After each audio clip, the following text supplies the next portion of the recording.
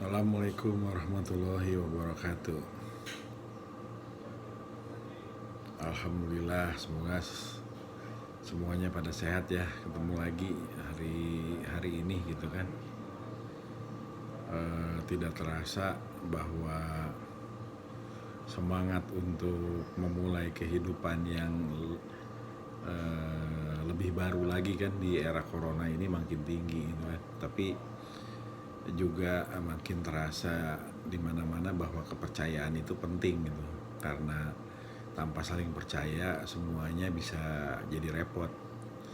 Dan untuk soal kepercayaan ini bukan soal percaya atau dipercaya atau gara-gara sebuah pendapat terus jadi saling percaya gitu kan. Tapi kepercayaan yang dibutuhkan untuk di tataran masyarakat adalah kepercayaan yang sama-sama dibangun dari hasil kerjasama bareng-bareng gitu kan, sehingga kehidupan yang baru ini bisa terjadi lagi gitu kan, dengan pola yang baru yang artinya tetap hati-hati, tetap mengutamakan menjaga kesehatan, menjaga jiwa, jangan jatuh lagi makin banyak gitu kan, tetapi kehidupan keseharian ekonomi itu bisa jalan gitu, pabrik bisa jalan, bengkel jalan, dan yang lain-lain bisa jalan.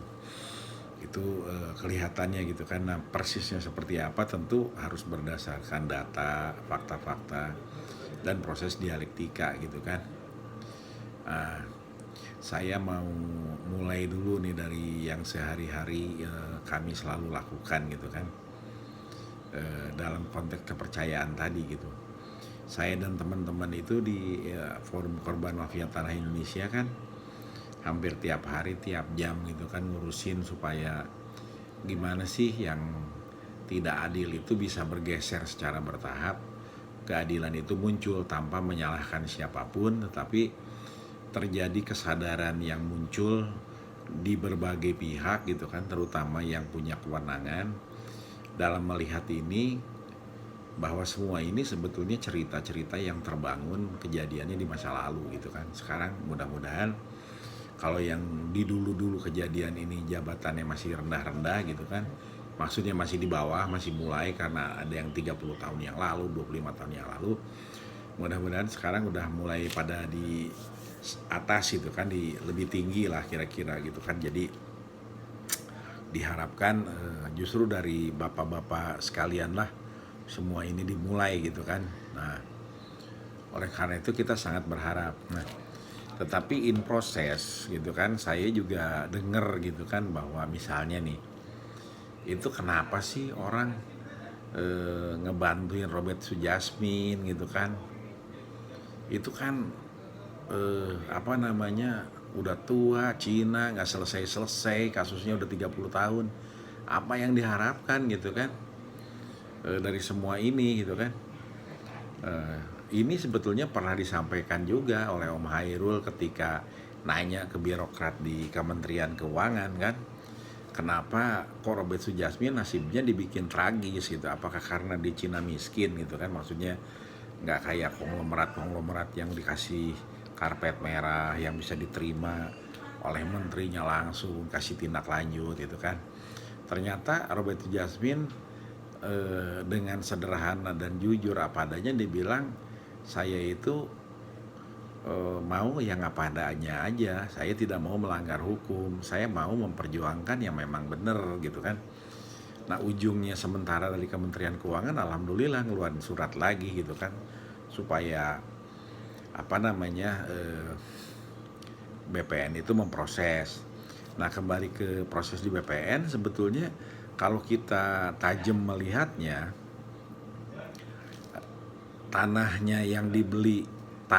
saya ulang lagi ya, tanahnya yang dibeli oleh Robert Sujasmin dari Kementerian Keuangan itu sertifikat hak miliknya keluar tahun 19 di bawah 75.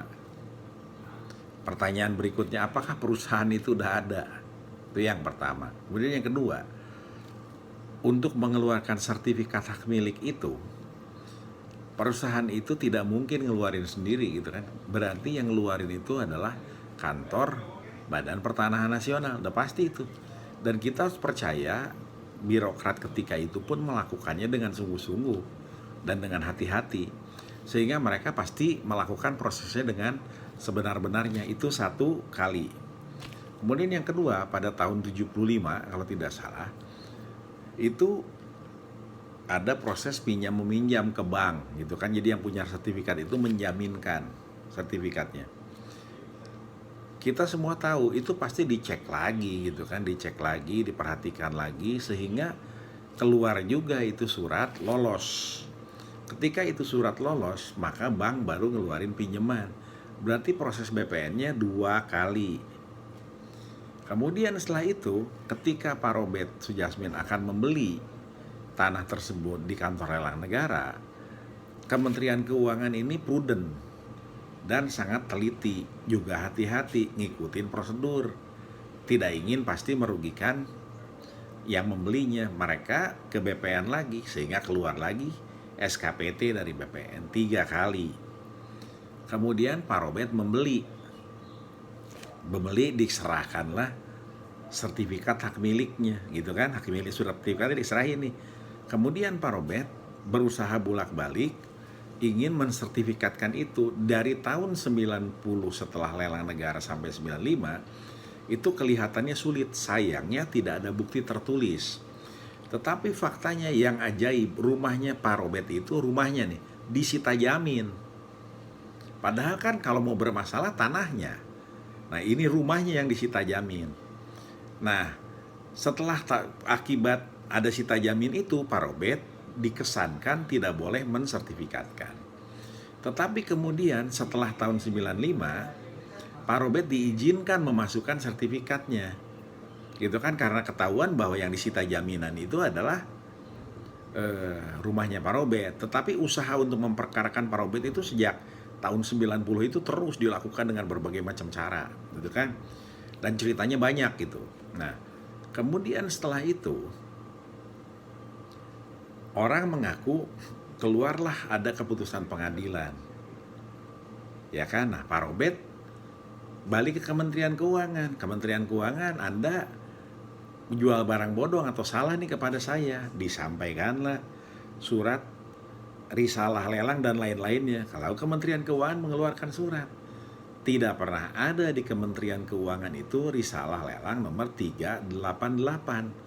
Dan risalah lelangnya Pak Robert itu adalah 338. Sehingga Pak Robert itu jelas ini miliknya Pak Robert sendiri. Nggak mungkin gitu kan, karena Kementerian Keuangan juga sudah menolak, tidak ada risalah lelang 388. Nah kemudian ketika diteliti lagi lebih jauh lagi, Pak Robert itu punya dasar girik sendiri dan lokasi yang sendiri. Ini beda lagi lokasi dan letaknya dibanding dengan yang diajukan oleh perusahaan itu. Pak Robert itu sertifikat hak milik yang dikeluarkan sudah lama sekali. Sedangkan yang menggugat Pak Robert ini punyanya girik gitu kan. Dan mohon maaf, girik ini juga kalau kita lihat kan berdasarkan itu beda, risalah lelangnya beda. Pertanyaan yang paling mendasarnya, bagaimana mungkin ketika itu pejabat di BPN dengan alasan gugatan bisa memutuskan kepunyaan Pak Robert itu sehingga tidak keluar sertifikatnya. Padahal kalau dilihat begini, orang masukin sertifikat, ada tanda buktinya, ya harus keluar sertifikat lagi.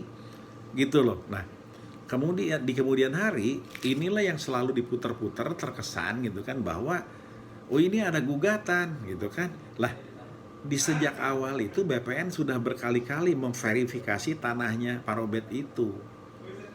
Gitu loh. Jadi kemudian juga keputusan pengadilannya tidak berhubungan. Kalau kita lihat detail gitu kan, bagaimana pejabat BPN yang ketika itu bisa menghambat ini. Dan ini terus terjadi sampai tahun 2020 sekarang, Pak Robert belum memiliki tanahnya. Pertanyaan sederhananya, tanpa kita bicara salah siapapun, Kementerian Keuangan, kalau Pak Robert beli ternyata barangnya Pak Robert ditipu, ya harusnya Kementerian Keuangan yang balikin uangnya Pak Robert. Sekarang Kementerian Keuangan memang benar prosesnya, beli tanahnya Pak Robert benar, terus verifikasinya benar, terus gara-gara ada gugatan dan yang lain-lain Pak Robert kehilangan tanah gitu kan, memang bisa ada kepemilikan tanah begini diambil kalau nggak dibeli? Nggak bisa. Kecuali Pak Robert berbisnis atau bersengketa. Ini nggak ada urusannya. Semuanya beda. Nah, oleh karena itu kembali lagi, inilah yang paling sederhana dibuktikan, dibuka. Karena tadi itu cerita Pak Robert itu Cina gitu kan, ini segala macam. Itu nggak boleh begitu, nggak boleh. Kemudian ketika dibilang lagi, ada lagi yang perempuan misalnya yang juga nyata-nyata bener gitu kan, tanahnya bener segala macam, dihembuskan lagi di belakang, ngapain dibela? Itu makan agamanya bukan Islam. Loh, ini kok jadi lucu gitu kan, ngurus tanah jadi urusan suku, urusan agama gitu kan. Marilah kita fokus aja gitu kan.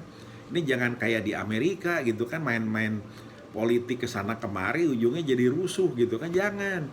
Mari kita fokus di substansinya gitu kan. Jadi jangan bilang misalnya Budi Kendi memperjuangkan tanahnya yang udah jelas-jelas dia beli, di atasnya ada kontainer, lalu dibilang Budi Kendi itu calo tanah. Ya enggak lah, orang dia pengusaha, kalau dia terbukti beli ya diselesaiin gitu kan. Itulah yang saya bilang selama ini, bahwa di balik ini ada kekuatan besar yang bisa nyumbang, ngebantu membalikan informasi ini. Padahal kalau FKMT itu sederhana. Apa yang sederhana? Tegakkan keadilan, kebenaran gitu kan. Jadi ada tanah misalnya sudah jelas-jelas dibeli, AJB-nya diurus, tanah buktinya ada, proses dengan ahli warisnya selesai, tiba-tiba keluar lagi SHGB. Ketika ditanya segala macam, gimana dasarnya bisa keluar SHGB itu? Jawabannya adalah keputusan pengadilan. Ya nggak mungkin gara-gara SHGB itu keluar sehingga ada keputusan pengadilan. Jangan dibalik-balik gitu kan. Terus sekarang misalnya dibilang lagi, loh kok pejabat-pejabat BPN lama nih seakan-akan dihadapkan dengan BPN yang sekarang. Tidak. Kita mana mampu gitu kan melakukan menghadap-hadapkan, tidak. Kami itu hanya menyampaikan, ini loh Pak, benar. Ini loh, menurut kami. Tapi kami ini belajar gitu kan. Dan ini bukan hanya urusan perorangan.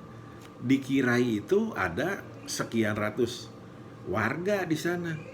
Terus ada pertanyaan lagi gitu kan, waduh, kayak beginian pasti nggak mungkin lah kalau nggak pada minta duit, nggak pada minta bagian lah. Contoh misalnya seperti di Kirai, FKMTI itu ingin melihat sekian ratus warga itu memiliki tanahnya. Kenapa? Karena mereka bilang, Pak, tanah saya itu 30 meter persegi. Bukan soal kecilnya, tetapi itu adalah dikasih sama orang tuanya istri, dan itu adalah tanah kami turun-menurun. Jadi kalau itu terambil, bukan soal nilainya juga gitu kan. Tetapi ketika ada penawaran yang jauh dari harga yang sebenarnya dan lain-lain, kami tersinggung karena kami beli dan udah tinggal di situ puluhan tahun. Jadi ini mohon maaf, ini soal keadilan. Ini soal bagaimana caranya orang itu bisa mendapatkan haknya. Jadi kembali lagi, jangan bicara suku, jangan bicara agama, jangan bicara orang sedikit atau banyak, karena di Kalimantan Selatan itu orangnya banyak, Dayak di sana banyak. Sama juga persoalannya seperti ini, tetapi FKMTI satu-satu menyelesaikannya, menyampaikannya gitu kan. Dan ini bukan hanya tanah-tanah model begini aja, karena ada juga tanah berbasis kepres juga bisa diambil. Atau ada tanah yang belinya kelihatan menurut kami jelas, sertifikat hak milik juga di Kalimantan Timur gitu kan, di Balikpapan juga. Sama juga, kita bingung kenapa bisa tiba-tiba ada orang ngobrak-ngabrik gitu ketika itu beli udah sertifikat hak milik udah lama dan lain-lain. Itu tidak mungkin salah warganya yang beli gitu kan. Nah, jadi kembali lagi, mari kita fokus. Jadi jangan kita bicara yang seperti ini itu jadi kesana kemari. Jadi FKMTI sudah jelas datang bawa korbannya, karena mereka yang harus bicara langsung, walaupun korbannya juga pengurusnya juga, kemudian juga datanya dibawa, kemudian juga berharap itu dibuka, sama-sama diteliti, sama-sama digelar perkara supaya tuntas. Jadi jangan misalnya nanti ketika bicara Patrick, bicara siapa, itu bicaranya jadi suku, jadi agama gitu kan. Terus kemudian juga nanti ketika bicara Bang Julfikar, wah itu mah Dayak jauh, biarin aja gitu. Nggak bisa begitu. Kita harus bicara fokus ini keadilan. Ini kita bicara kebenaran. Nah, perkara persisnya seperti apa itu dibuka. Dan kenapa FKMT tidak fokus kepada pengadilan? Karena ini bicaranya perampasan tanah. Kalau pengadilan itu bersengketa saudara, keluarga, rekan bisnis yang udah jelas-jelas bersamaan begitu, ada hubungannya jelas gitu kan, itu bisa sengketa. Kalau masing-masing beli, kalau nggak ketipu, terus tanahnya beda gitu kan, itu kan gimana gitu kan. Jadi kembali lagi, ayolah, Pak Jokowi itu sudah clear pada tanggal 3 Mei tahun 2019. Beliau bilang selesaikan persoalan konflik seperti ini. Dan saya yakin sekarang gitu kan, makin yakin ketika yang seperti ini sampai kepada beliau, itu karena jaringan yang melakukan ini sangat kuat. Nanti bilangnya, Pak, ini mah palingan calon tanah, Pak. Pak, palingan ini mah soal sengketa tumpang tindih. Padahal ini bukan itu. Untuk kasus-kasus yang dari FKMTI yang sudah diajukan, insya Allah ini benar-benar kasus yang memang sudah kami teliti dan sudah jelas gitu kan. Artinya diteliti apa? Diteliti letak tanahnya, diteliti kepemilikannya, diteliti prosesnya. Dan ini sesuai keinginan juga Pak Jokowi untuk menyelesaikan persoalan ini. Kemudian Pak Sofyan Jalil sendiri bilang bahwa dengan kepolisian bermaksud membongkar mafia tanah atau mafia perampas tanah karena mengganggu investasi. Nah, daripada kesana kemari itu kan, menurut pikiran sederhananya anggota-anggota FKMTI, ayo kita serahkan kasus-kasus ini gitu kan, yang pemiliknya jelas. Nah, biar dilihat gimana sesungguhnya kejadian-kejadian ini, sehingga nanti negara ini kebuka gitu. Jangan misalnya, wah nggak mungkin lah, orang-orang itu kan nyumbang negara banyak gitu kan, pada saat krisis ini aja banyak bantuannya banyak gitu kan. Padahal apa yang disampaikan oleh Pak Mahfud MD saja, ketika itu muncul langsung korban-korban perampasan tanah muncul, tanah saya dirampas gitu kan, untuk perusahaan tertentu kan gitu. Nah, jadi kembali lagi, mari kita fokus. Dan kita tidak ingin juga perusahaan itu rusak namanya. Kita tidak ingin juga dosa-dosa masa lalu ini terus ke bawah ke masa depan. Oleh karena itu, dengan kerendahan hati, mari kita buka kasusnya, mari kita selesaikan. Karena kalau terus komunikasinya begini, dan ini terpaksa dilakukan, lama-lama nih orang-orang pinter di Indonesia, ahli-ahli hukum di Indonesia, yang mainnya detil, nggak main hanya pasal, nggak main hanya hukum, tetapi dia turun ke bawah dan dibuka, diteliti, mereka akan sadar. Dan profesor-profesor hukum, para ahli tanah, dan orang-orang intelektual, cendekiawan itu pasti tidak akan bisa menerima kejadian ini. Ketika akhirnya semua orang itu ngebuka secara detail, mengungkapkan kebenaran. Nah, sebelum itu jadi persoalan yang lebih besar, kenapa nggak lebih baik diselesaikan satu-satu? Duduk, dibuka datanya, diskusi. Bukan untuk soal yang jauh-jauh segala macam dibeli apa enggak, jangan itu dulu. Buktikan dulu kebenarannya. Kenapa? Karena persoalannya bukan dibayar. Ketika begitu saja dibayar, maka persoalan yang sesungguhnya adalah bagaimana itu surat, hukum, dan lain-lain direkayasa itu gitu kan, itu tidak akan terungkap, dan itu seakan-akan tidak pernah ada di bumi Indonesia ini. Apalagi kalau pakai ajasnya positif. Dibuktiin di pengadilan, ternyata ini benar, negara yang bayar, rugi negara. Seperti BLBI lagi. Sekarang zaman corona saja sudah tertulis, hari ini saja sudah Indonesia itu kerugiannya 320 triliun kalau nggak salah. Kita belum tahu lagi ke depan akan berapa besar. Nah, tetapi mari kita cintai negeri ini. Mari kita jaga negeri ini. Mari kita bermain-main yang indah, yang cantik dan elok di antara ini. Sehingga persoalan-persoalan itu bisa selesai dengan dialektika begini.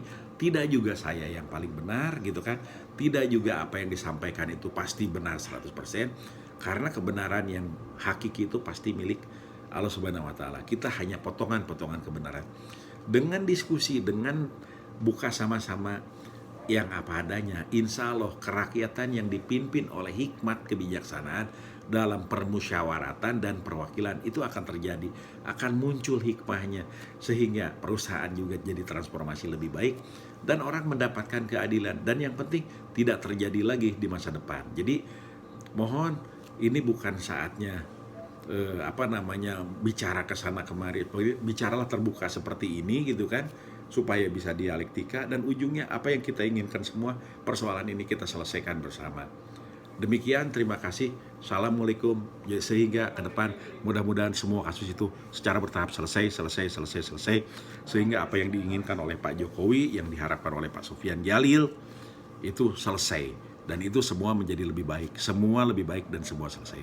Karena ngerampas tanah itu luar biasa persoalannya, dan itu bahaya sebetulnya untuk keluarga yang mendukung apalagi yang ngerampasnya. Demikian, terima kasih. Assalamualaikum.